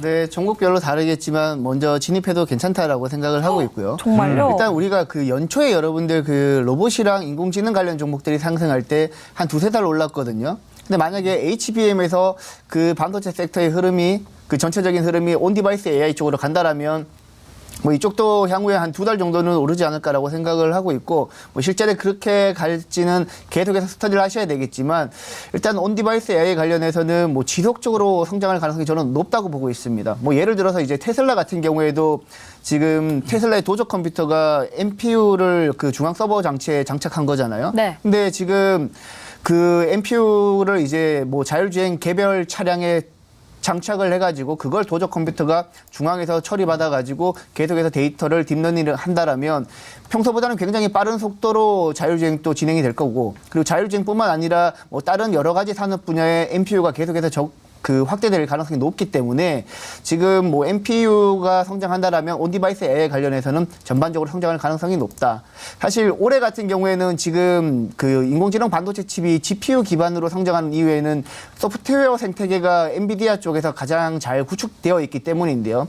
NPU 같은 경우에는 아직까지는 소프트웨어 쪽 그 생태계가 잘 구축되지 않았지만 네. 뭐 메타라든지 뭐 글로벌 빅테크 업체들은 이미 자체적인 소프트웨어 플랫폼을 구축을 하고 있고 그런 게 계속해서 생태계가 구축된다라면 내년에는 NPU가 GPU 시장을 조금씩은 잠식할 가능성이 매우 높다라고 보고 있습니다. 네. 그래서 NPU 시장이 성장하게 되면 자연스럽게 온디바이스 AI 관련 종목들도 생태계도 같이 성장할 가능성이 높기 때문에 관련 종목들은 지속적으로 보시면 될 것 같습니다. 어휴, 숨 막히실 뻔했어요. 방금. 얼굴이 빨개졌습니다. 아, 예, 알겠습니다. 자, 그럼 그 종목에 관해서 이야기를 한번 해볼 텐데 가장 우리가 먼저 봐야 되는 부분은 어딜까에 대한 생각도 들고 새로 좀 뻗쳐나가는 테마의 확장성이 상당히 큰 상태입니다. 그런데 저도 오늘 뭐 퀄컴, 구글, 미디어텍 등 온디바이스를 출시하는 회사들의 스펙들을 봤거든요. 근데 하나같이 공통적인 건 모두가 GPU였습니다. 네. 그러다 보니까 우리가 온디바이스 이렇게 좀 넓게 투자 아이디어를 넓히는 것도 좋지만 오히려 그냥 기본에 좀 충실하게 엔비디아 그리고 엔비디아 수혜주들을 여러 가지로 보는 게 여기에 트렌드에 맞지 않을까라는 생각이 좀 듭니다. 먼저 한규수 매니저님 이 부분에 대해서 어떻게 생각하시나요? 일단 그 인공지능이라고 하는 부분에 대해서는 이제 지금 이제 HBM이라든가 그다음에 이제 엔비디아라든가 그리고 온디바이스라든가 이쪽에 대한 공통점은 인공지능이고요. 네. 또 인공지능 안에 들어가는 것은 역시 반도체입니다. 그게 가장 공통점이기 때문에 반도체가 최대의 수혜주가 될 거다라는 것을 우리가 분명히 아셔야 될 것 같고 중요한 거는 일단 엔비디아, HBM 관련주들이 일단 그동안 올랐다가 지금 단기적으로 올라서 약간 쉬어가는 그런 과정이 나오는 가운데 온디바이스 AI라는 시장이 이제 본격적으로 개화를 하고 그 시장 자체가 개화되는 게 아니라 이제 내년부터 본격적으로 이제 개화되는 겁니다. 이제 시작이다라는 관점으로 본다라고 한다면 뭐 많은 종목이 간 것이 아니고 이제 시작이다라는 그런 관점으로 보시는 게 맞을 것 같고요. 역시 이제 온디바이스 AI 관련주들을 우리가 이제 주목할 때 가장 중요한 건 아까도 말씀드렸듯이 NPU 관련주, 소프트웨어 관련주 쪽에 종목들이 먼저 부각이 되고 있는데 그 수급에서 벗어나 가지고 많은 종목들이 지금 그 수혜주로 부각이 되고 있습니다. 말씀드렸듯이 PCB 관련주 이스페타시스라든가 대덕전자라든가 심텍 같은 이런 종목들도 올라갔고 오늘 같은 경우는 HPSP 같은 이런 종목들도 오늘 급등이 나왔었거든요. 이게 무슨 얘기냐면 HBM 시장 자체가 커지고 그리고 디램 가격도 올라가고 거기다 온디바이스 AI 시장도 또 커지고 그 새로운 인공지능 반도체라든가 새로운 반도체 수요가 늘어나겠죠. 그러면서 반도체 생산에 있어서 가장 필수적인 고압 어닐링 수정 장비를 생산하고 있는 HPSP 같은 이런 종목들도 온 디바이스 시장 자체가 커지게 되면 수혜를 받게 되는 것이다. HBM, D램, 온 디바이스 모든 반도체 산업 자체가 커지게 되면 전 세계에서 필수적으로 생산하고 있는 혼자 만들고 있는 HPSP라고 하는 이 업체가 수혜를 받을 수 있다는 그런 얘기가 되는 겁니다. 그래서 그 수혜 종목이 굉장히 그 포괄적으로 많이 확산될 수 있는 가능성이 높아요. 그래서 삼성과 구글과 메타라든가 이런 업체들이 이제 인공지능 칩을 만들어낸다고 합니다만 거기에 맞는 그런 종목군들에 대한 공통적인 부분들은 반도체인 것이고 반도체를 핵심으로 해가지고 그 주변 종목군들을 보시는 그런 전략이 맞을 겁니다. 그러니까 핵심은 반도체 쪽으로 보시는 게 맞지 않을까라는 생각을 하고 있습니다. 알겠습니다. 자. 백문이 불여의견입니다. 온디바이스 AI와 가장 밀접한 종목, 가장 괜찮은 종목 바로 들어보겠습니다. 먼저 백인현 매니저님. 저는 AD 테크놀로지를 가지고 왔고요. 사실 오늘 뭐 기판 관련 종목들이 온 디바이스 AI 관련 종목으로 그쵸? 부각되고 있긴 하지만 사실 GPU랑 NPU의 가장 큰 차이점은 GPU는 범용성을 가지는 거고 NPU는 특정 분야에 적합하게 커스터마이징된 인공지능 반도체 칩이라고 보시면 될 것 같은데 네. 가장 중요한 게 NPU 기반의 NPU를 위주로 생산된 뭐 반도체 IP라고 보시면 될 것 같습니다. 반도체 IP를 생산하는 업체가 보통 칩리스 업체라고 하는데 그들 업체가 IP를 생산하면 그 IP를 팹리스 업체가 받아가지고 반도체를 제작을 하고 그걸 다시 받아가지고 파운드리랑 팹리스 업체 사이에서 디자인 하우스 업체들이 잘 설계될 잘 생산할 수 있도록 중간에서 가교 역할을 하게 되는데 제가 가지고 온 AD 테크놀로지는 그 디자인 하우스 업체라고 보시면 될 것 같습니다. 사실 최근에 이제 디자인 하우스 관련 종목들 중에서 뭐 가온칩스라든지 에이징랜드 같은 경우에는 최근에 신규 상장하고 굉장히 많이 올랐고 시가총액도 5천억 이상 넘어가고 있는데 사실 AD 테크놀로지는 과거에 TSMC 국내 유일한 디자인 하우스 업체였고요. 지금은 TSMC랑 계약이 끝나고 삼성전자랑만 계약을 하고 있긴 하지만 과거에는 TSMC랑 계약할 정도로 굉장히 기술력이 높았다. 최근에 에이징랜드 같은 경우에 TSMC의 국내 유일한 디자인 하우스라는 장점이 부각되면서 주가가 많이 올랐거든요. 네. 사실 실제로는 AD 테크놀로지가 원조였다라고 보시면 될 것 같고 지금 AD 테크놀로지의 시가총액은 한 3천억대 조금 넘습니다. 하지만 에이징랜드랑 가온칩스 대비 매출 규모도 훨씬 큰데 시가총액은 오히려 더 작다. 조금 과소평가되어 있지 않나라고 생각을 해서 디자인하우스 업체인 AD 테크놀로지를 가지고 왔습니다. 역시 백인현 매니저가 다운 접근 방법이었던 것 같습니다. 지금 시장에서 더 프리미엄을 받을 수 있는 저평가된 종목 소개를 해줬습니다. AD 테크놀로지였고요. 이어서 한규수 매니저님은요?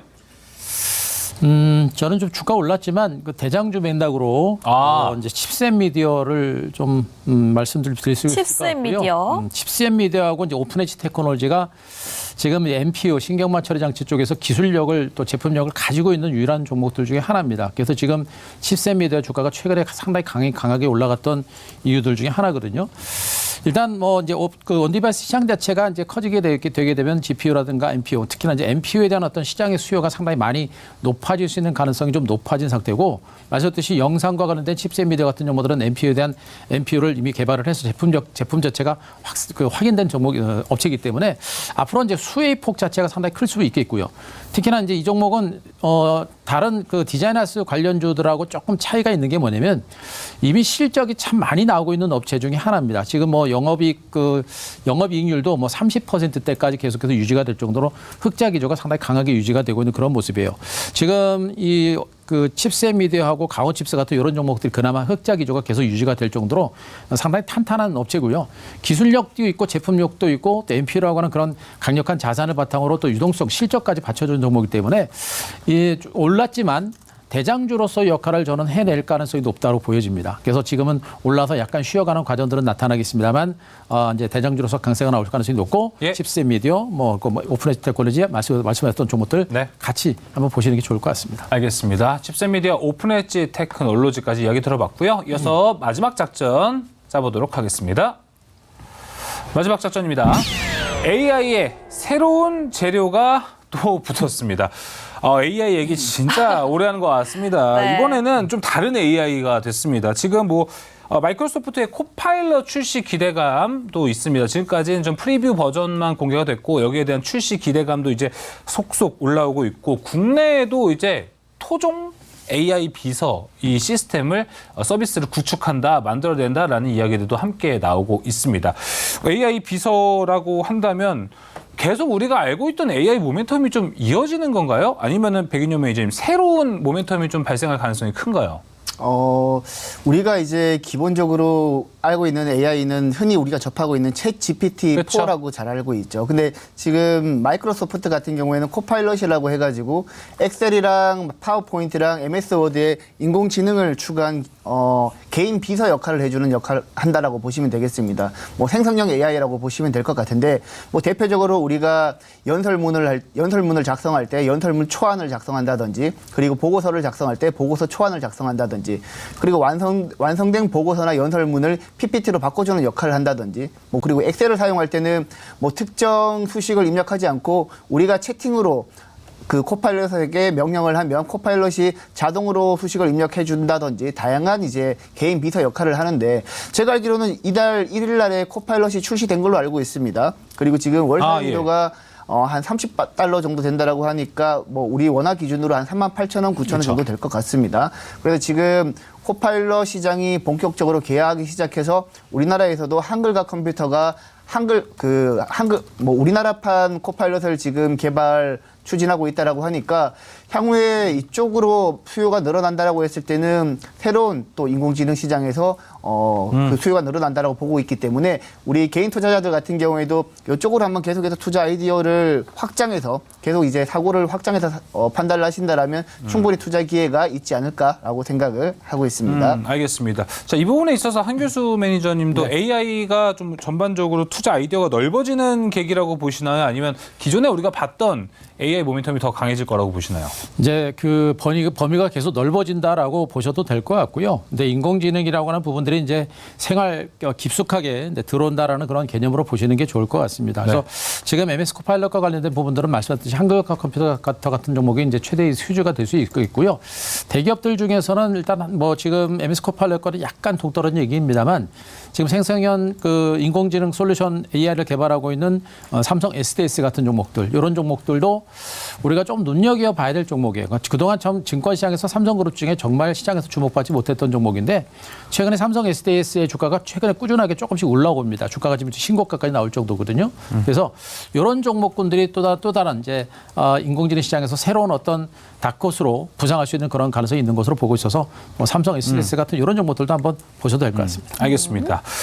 삼성 SDS까지 이렇게 간략하게 이야기를 좀 해주셨고 이어서 백인현 매니저님 종목 뭐 있을까요? 여기서는 또? 우리나라에서 이제 코파일럿 생산하고 있는 이제 한컴 어시스턴트를 생산하고 있는 한글과 컴퓨터가 가장 큰 수혜를 받지 않을까라고 비슷한 생각을- 쪽으로 가보자. 네, 그쪽으로 가시면 무난하게 최근에 이제 또 한글과 컴퓨터 같은 경우에는 기간 수급도 꾸준히 들어오고 있기 맞아요. 때문에 한번 눈여겨보시면 좋지 않을까라고 생각을 하고 있습니다. 알겠습니다. 자, 오늘 오랜만에 정말 깊은 이야기, 다양한 이야기를 5개 작전을 통해서 좀 나눠봤습니다. 작전명 시크릿은 여기서 이제 마무리를 지어보도록 하겠고요. 이제 수익률 대결이 펼쳐지는 투모로우 스타워즈로 넘어가 보도록 하겠습니다.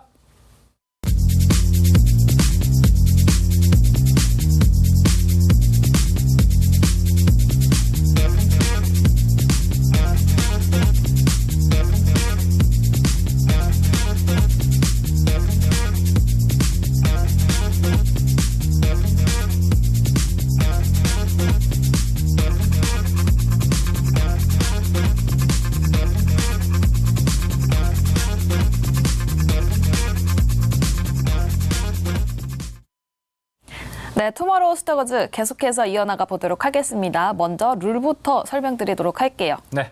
네, NBN골드 5인 매니저의 수익률 대결이 펼쳐지고 있습니다. 수익률은 매일 종가를 기준으로 합산값이 나오고요. 또 방송 다음 날에 거래일 지정가로 한 종목씩 편입이 되고 있는데요. 매수가에 도달하지 못했을 경우에는 시초가로 편입이 됩니다. 자, 목표가 터치 시 가격 전략 재설정 가능하고요. 손절가, 익절가 터치 시 포트 제외됩니다. 단 월 4회 가격 전략 수정이 가능합니다. 매도 언제든 가능하고 방송 다음날 시초가로 매도됩니다. 월 4회 잠입 편입 찬스 전화 연결로 가능합니다.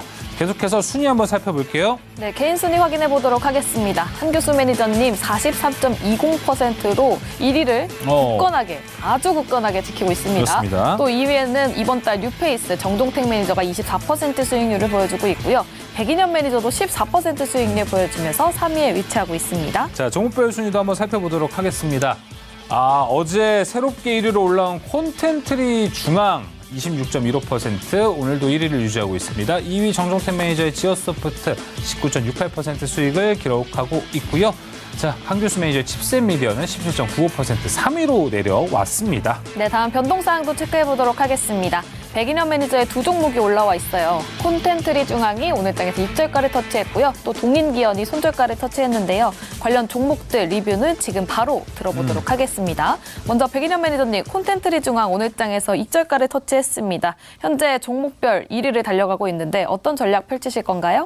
일단 콘텐트리 중앙은 입절가 터치했기 때문에 일단 오늘 기간 외국인 수급까지 조금 이탈한 모습이었거든요. 예. 그렇기 때문에 콘텐트리 중앙은 입절가 터치했기 때문에 포트에서 아웃시키고요. 네. 그리고 동인기현 최근에 제가 포트에 편입한 종목이 있는데 그렇죠. 네. 아웃도어 백팩을 전문적으로 생산하는 업체죠. 최근에 뭐 영업무역이라든지 한세시럽 같은 경우에 워낙 실적이 잘 나오고 주가 퍼포먼스가 좋아서 포트에 넣었는데 추천하자마자 조금 아쉽게 손절가를 터치를 했습니다. 네. 일단 손절가 터치했기 때문에 포트에서는 아웃은 하겠지만 보통 일반적으로 신규 상장주 같은 경우에는 한 달에서 한 두 달 정도 조정 기간을 거치고 다시 한번 반등할 여지가 높기 때문에 추후에 한두 달 후에 동인기현 만약에 추세적인 하락이 쭉 이어진 다음에 바닥을 다진다라면 다시 한번 눈여겨보셔도 되지 않을까라고 생각을 하고 있습니다. 알겠습니다. 동인기현 같은 경우에는 지금 공모가보다 많이 하회하고 있는 수치죠? 맞습니다. 공모가가 한 3만 원 정도로 알고 있습니다. 알겠습니다. 지금 오늘 현재가가 6.76% 하락해서 24,150원이니까 백인현 매니저가 추가로 이야기한 전략들 한번 잘 노려보면은 또 단기에 또 수익을 보는 쏠쏠한 종목이 되지 않을까 이렇게 좀 생각이 듭니다. 네. 이어서 한교수 매니저님. 네. 어떤 종목부터 봐야 될지 모르겠어요. 너무 다 좋고요. 마이너스가 나온 종목이 단 하나도 네, 없습니다. 포트에 지금 6종목이 있거든요. 네. 모두 수익권에 있습니다. 카카오마저. 네, 맞아요. 카카오도 심지어 2% 수익률 보여주고 있는데 그럼 말 나온 김에 카카오 먼저 이야기를 해보도록 할게요. 오늘 예. 카카오 새로운 소식이 또 있었습니다. 내년에 뭐 자사주, IPO 그런 거 따로 없다. 이런 소식도 있었습니다. 그렇게 해야죠. 지금 카카오 당연한 같은 얘기일 수 경우는 있죠. 지금 여러 가지 악재가 복합적으로 있어가지고 주가가 굉장히 많이 빠졌고요. 일단 네이버와 관련해서도 일단 가치들을 본다라고 한다면 좀 저는 과도하게 밀렸다고 보고 있습니다. 그런 것들이 이제 최근에 나왔던 여러 가지 악재성 재료들 때문에 이제 밀렸던 부분들이고 그런 악재성 재료들이 이제 수면 아래 가라앉고 또 이제 카카오 자체적으로 자성적인 노력을 통해서 구조개혁이라든가 여러 가지 정책적인 변화를 주고 있기 때문에 카카오의 어떤 턴 어라운드에 대한 기대감들은 상당히 커질 수밖에 없습니다. 더군다나 이제 금리 인상 기조가 어느 정도 멈춘 상태다라고 한다면 카카오 같은 종목군들은 중간중간에 뭐 약간의 불협화음들은 나올 수 있겠습니다만 굉장히 많이 저평가됐다라는 그런 판단할 수 있겠고요. 그래서 저는 추가적으로 올라갈 수 있는 여러 건 좀 있다. 가랑 비워졌듯이 반등에 나서고 있습니다.만 저는 추가적인 반등 가능성이 있기 때문에 굳이 매도할 필요는 없다. 이렇게 좀 판단을 좀 드릴 수가 있을 것 같고요. 네. 종목 중에 그 SK 하이닉스도 한번 보겠습니다. 네, 네, 지금 2.66% 수익률 보고 있습니다. 지금 답답한 흐름이 나오고 있어서 답답하실 것 같은데 거듭 말씀드리고 있습니다만 SK 하이닉스는 일단 이번 반도체 관련주들의 반등작이 있을 때 어떤 대장주 역할을 할 겁니다. 그러니까 중소형주들에 비해서는 기대 수익률은 낮습니다만 변동성 자체가 적고 꾸준하게 우상하고 있는 그런 모습이거든요. 최근에 이제 다른 2차 반도체 관련주가 올라왔기 때문에 대형주 쪽으로 매기가 한번 올라가면서 매기가 쏠리면서 이제 반등이 좀 나올 가능성이 좀 있습니다. 그래서 조만간에 직전 고점 134,300원 고점을 돌파하는 이런 반등세가 나올 가능성이 있는 것으로 보고 있어서 이 종목도 시간은 좀 걸리겠습니다만 일단 들고 계시는 게 맞을 것 같고 만약에 네. 시장이 좀 조금 좋아지게 되면 SK하이닉스도 좀 속도가 좀 붙을 가능성이 좀 높은 시점에 와 있다고 보고 있습니다. 그래서 아직까지는 긍정적인 관점에서 홀딩하는 전략과 함께 아직까지 물량이 없다라고 한다면 뭐 저가 매수를 하셔도 되지 않을까 싶습니다. 네. 한 가지만 더 여쭤볼게요. 한 교수 매니저님. 네. 칩셋미디어가 포트에 있었던 그리고 이번 달 첫 번째 종목이었잖아요. 네. 근데 그때도 이미 뭐 17.95%, 18%의 수익을 기록했는데 사실 그때보다 지금이 더 핫하잖아요. 칩셋미디어는. 그렇죠. 그래서 한 교수 매니저님은 아마 뭐 계속 보유했다면 지금 엄청난 수익이 더 올라갔을 거예요. 보유하고 있습니다. 실제로. 아, 그렇군요. 뭐 일단 방송을 통해서는 뭐 그런 거지만 뭐 일단 보유하셨다니 뭐 축하드린다는 말씀을 제가 드려야 될지 모르겠어요. 일단은 그래서 매니저님은 앞으로도 쭉 보유를 하시는 게 좋다고 보십니까?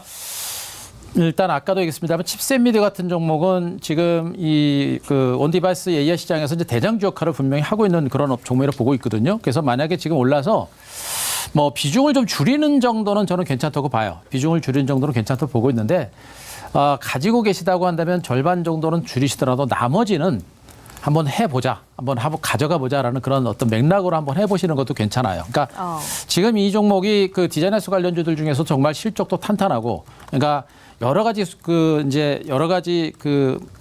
수익이 유지가 되고 있는 그런 수년 동안 유지가 되고 있는 상태고 거기다가 NPU 시장을 중심으로 한 기술력과 제품력을 분명히 만들어냈기 때문에 그 시너지 효과는 상당히 클 거로 일단 보고 있습니다. 그래서 이 종목 같은 경우는 아직까지는 뭐 가지고 있다라고 한다면 절반 정도는 털어내더라도 3분의 1에서 절반 정도 털어내더라도 나머지는 좀 가져가 보는 이런 전략은 저는 충분히 해도 무리가 없지 않을까라는 생각이고 칩셋 미디어가 뭐 부담이 된다라고 한다면 아까도 이제 우리가 뭐 다 봤습니다만 지금 아까 말씀했던 뭐 AD테콘이라든가 가온칩스도 오늘 많이 올랐죠. 네.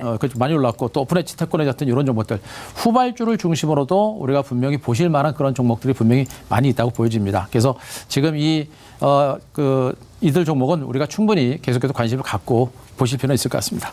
네. 알겠습니다. 자, 그럼 이렇게 좀 한교수 매니저의 전반적인 포트를 다 살펴봤고요. 백인현 매니저님 한 종목만 더 한번 살펴보면 참 좋을 것 같습니다.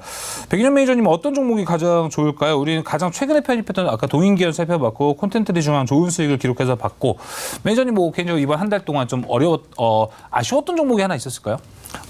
한솔케미칼 한번 보도록 하겠습니다. 네.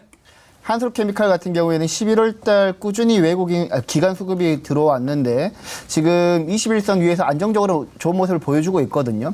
하지만 최근에 이제 실제 반도체 업황이 살아나면 한솔케미칼 같은 소재 업체들의 실적이 드라마틱하게 반등하고 그리고 영업이익률도 한 20% 정도 회복할 것으로 보고 있긴 한데 지금 워낙 온디바이스 AI 관련 종목들이 반도체 시장을 주도하다 보니까 조금은 소외된 측면이 조금 있습니다. 그쵸. 그래서 지금 한솔 케미칼 같은 경우에는 지금은 조금 느리게 가지만 내년부터 본격적으로 반도체 관련 종목들이 상승할 경우에는 실적뿐만 아니라 주가 퍼포먼스도 굉장히 좋을 것으로 예상되고 있기 때문에 여러분들은 조금 장기적인 관점에서 보셔도 되지 않을까라고 생각을 하고 있습니다. 네, 백인현 매니저의 한솔케미칼과 관련해서 리뷰도 들어봤습니다. 그럼 다음 한규수 매니저님 지금 1위를 달려가고 있습니다. 40% 넘는 수익률을 보여주고 있는데 어떤 종목 이번에 또 편입하실지 궁금하거든요. 오늘도 역시 그 반도체 쪽으로 또 가지고 왔습니다. 올 반도체가 됩니다. 이렇게. 제가 드리는 말씀이 뭐냐면 지금 시장이 그렇게 많이 좋은 장은 아니거든요. 조금 살아나고 있고 옆에서 종목들이 많이 올라오고 있는데 일단 지금 현재 시장을 딱 봤을 때 주도주는 역시 이제 반도체가 되고 있다라는 게 보여지고 있고 실질적으로 그렇게 되고 있거든요. 근데 주도주가 있는데 굳이 주변주를 많이 매매할 필요는 없겠습니다. 그러니까 반도체라고 해가지고 한두 종목이 몰빵하는 게 아니라 반도체 종목에 대해 포트를 여러 가지 이제 하게 되면 한두 종목이 올라가는 게 아니라 고르게 올라가죠. 그럼 계좌가 수익이 나는 것이고 계좌가 수익이 나게 되면 우리 시청자 여러분들이 정말 큰 성공을 할 수 있는 겁니다. 그래서 제가 이제 반도체 쪽으로 계속해서 가지고 있는데요. 오늘은 제 반도체 종목 중에 심텍이라는 종목을 다시 가져왔고요. 지금 포트에는 이수베타시스라든가 뭐 대덕전다 다 있습니다. 그러니까 아직까지 매도 안 하고 들고 갈 거니까 그거 참고하시면 되고요. 심텍도 제가 이제 최근에 몇 번 정도 포트에 넣었다가 하도 징글징글하게 안 갔었는데 맞아요. 드디어 어제 급등이 나왔고 어제 장대 항목을 세웠음에도 불구하고 오늘 주가가 강밥선에서 마감이 될 정도로 주가는 자체가 굉장히 좋아요. 일단 심텍이라고 하는 종목이 이제 강하게 올라갔었던 부분들은 역시 이제 온디바이스와 관련된 온디바이스 인공지능과 관련된 재료가 가장 큰 그 호재로 작용했던 것으로 보시면 되겠습니다. 일단 이 종목은 모바일용 반도체 패키지가 거의 주력 산업이라고 보시면 돼요. 그러니까 모바일 사업, 모바일 시장 자체가 커지게 되면 그에 따른 실질적인 수혜주가 된다라는 그런 맥락으로 일단 보시는 게 좋을 것 같고 역시 삼성전자라든가 SK하이닉스가 주요 고기다라는 부분들을 보게 되면 최근에 반도체 업황 자체가 살아나는 이런 상태에서 또 이제 인공지능 그 디바이스 시장 자체가 이제 커지게 되면 그에 따른 수혜주도 부각이 될 수 있는 가능성이 상당히 높다고 보시면 됩니다. 지금 그 4분기 쪽에서는 영업이 흑자로 전환할 것이다라는 그런 기대치가 크거든요. 그동안 실적이 많이 안 좋았고 그러다가 4분기 쪽에는 흑자 전환이 상당히 빠르게 전환할 수 있는 가능성이 높고요. 반도체 업황이 살아나고 스마트폰 시장이 살아나게 되면 실적 증가세가 상당히 가파르게 진행되는 종목이 이 종목이에요. 그래서 아마 지금 현재 온디바이스 AI 시장이 커짐에 따른 수혜주가 드러날 수 있겠고요. 온디바이스 시장이 커지게 되면 스마트폰에 대한 수요도 같이 드러날 수 있는 가능성이 굉장히 높습니다. 그래서 지금 심텍이라는 종목이 그렇게 해서 핫하게 움직이고 있는 종목으로 보셔도 될 것 같아요. 네. 자, 오늘 주가도 강밥 정도에 마감이 돼서 내일 정도 선에서는 약간 출렁거림이 있을 수 있어서 제가 공격적인 매수보다는 약간 밀릴 때를 이용해서 저가 매수한다는 관점에서 오늘 매수가는 39,000원 가져왔고요. 목표가는 45,000원, 손절가 37,000원 제시드리겠습니다. 네, 한규수 매니저의 11월 마지막 종목이 될 것 같습니다. 심텍 목표가 45,000원, 손절가 37,000원으로 제시가 됐습니다. 자, 이어서 백인현 매니저님 종목 들어보겠습니다. 네, 오늘 가지고 온 종목은 TFE라는 종목입니다. 반도체 테스트 소켓을 생산하는 업체이고 제가 지난 7, 8월 달에 한번 TFE라는 종목을 여러 번 가지고 와서 목표가도 여러 번 달성했던 종목인데 그 이후에도 꾸준히 올라서 지난 11월 16일 날에는 48,000원까지 고점을 찍고 최근에 조정을 받고 있는 모습입니다. 일단 우리 국내 반도체 테스트 소켓 업체는 잘 아시겠지만 ISC랑 그리고 TFE랑 그리고 러버 타입의 포고 타입의 테스트 소켓을 생산하고 있는 리노공업이 있는데 최근 리노공업 주가가 굉장히 드라마틱하게 오르고 있죠. 그래서 지금 ISC랑 TFE 같은 경우는 약간은 소강 상태에 있긴 한데 네. 향후에 이제 뭐 온디바이스 AI뿐만 아니라 전반적으로 하이테크 IT 기기가 생산되면 될수록 테스트에 대한 수요는 점진적으로 늘어날 가능성이 굉장히 높습니다. 그래서 지금 TFE는 한번 눈여겨보시면 될 것 같고 그리고 TFE는 한번 또 다른 투자 포인트 같은 경우에는 ISC가 SK 인수되면서 TFE가 향후에 삼성전자 물량을 굉장히 많이 받을 거라는 기대감도 부각되고 있습니다. 왜냐하면 과거 TFE가 ISC의 자회사인 JMT를 인수하면서 ISC가 가지고 있는 기술력을 고스란히 가지고 있기 때문에 향후에 삼성전자가 ISC를 대체할 업체로는 TFE를 점찍을 가능성이 매우 높기 때문에 여러분들 TFE 위주로 보시면 될 것 같고 지금 차트를 보시게 되면 주가 수준 같은 경우에도 60일선에서 안정적으로 자리를 잡은 모습이기 때문에 최근 반도체 관련 종목들이 잘 가다가 한 번씩 조정받으면 그때가 언제나 매수 기회였습니다. 그렇기 때문에 TFE 지금부터 매수하시면 될 것 같고 매수가는 37,000원 제시하도록 하고요. 목표가는 45,000원 그리고 손절가는 34,000원 제시하도록 하겠습니다. 네. TF입니다. 최근에 진짜 핫한 종목인 것 같아요. 네. 목표가 45,000원, 손절가 34,000원. 어떻게 TF와 심택 둘 다 목표가가 45,000원. 공교롭게 두 종목 모두 같게 나왔습니다. 네. 자, 이렇게 두 분과 함께 오늘 작전 많이 세워봤고요. TFE, 심택이라는 또 내일 시장 이길 수 있는 종목까지 한번 들어봤습니다. 이 외에도 이야기 나눌 게 너무너무 많습니다. 그쵸. 어디로 가면 좋을지 한규수 매니저와 백인현 매니저의 무료 방송 안내 들어보도록 하겠습니다. 먼저 한규수 매니저님. 네.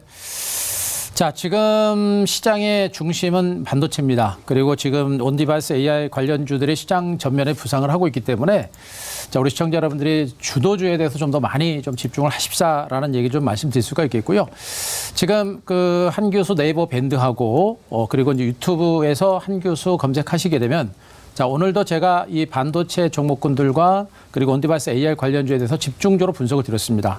어떤 종목이 무엇을 하고 또 성장성이 얼마나 좋은지에 대해서 분석을 드렸으니까 자, 그 부분에 대해서 한번 오늘 녹화 내용 네이버 밴드 한규수 들어가셔서 한번 보시기 바라고요. 네. 내일도 3시 50분 장 끝나고 3시 50분에 무료 방송 준비가 됐습니다. 내일도 마찬가지로 온디바이스와 관련된 종목들, 반도체와 관련된 종목을 집중적으로 분석을 드리겠습니다. 3시 50분 참고하시기 바랍니다. 네, 네. 장 끝나면 한 명뿐인 고수 한규수 매니저의 무료 방송 많은 관심 부탁드리겠고요. 백인현 매니저님 무료 방송 있으신가요? 네, 내일 아침 8시에 제가 무료 방송을 진행하고 있고 네이버 그 유튜브에서 백인년 매니저 검색을 하시게 되면 제가 8시에 무료 방송을 진행하니까 내일 아침에 온디바이스 AI 관련 종목에서 추가적으로 수혜주를 알고 싶으신 분들은 내일 아침 8시에 백인년 매니저 검색하시고 들어오시고요.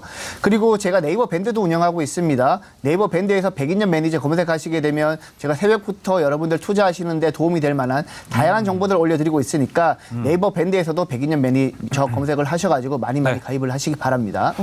네. 자, 이렇게 백인현 매니저는 내일 오전 8시 장 시작하기 전에 무료 방송이 준비되어 있습니다. 시장 대비하기 위해서는 백인현 매니저의 무료 방송 들어가셔서 좋은 정보 얻고 내일 시장 잘 대비해 보시면 좋을 것 같고 내일 시장이 끝나면 한규수 매니저의 무료 방송이 준비되어 있습니다. 네. 장 끝나고 리뷰 들으시고 또 스타워즈도 내일 또 시청해 주시면 와, 이제 시장에 대한 대비 전략은 확실히 그쵸. 생겨가지 않을까 아침, 싶습니다. 점심, 밤 이렇게 찾아주시면 됩니다. 네, 저 민수 아나운서, 백인현 매니저, 한규수 매니저와 함께 평생 함께 하시길 바라겠습니다.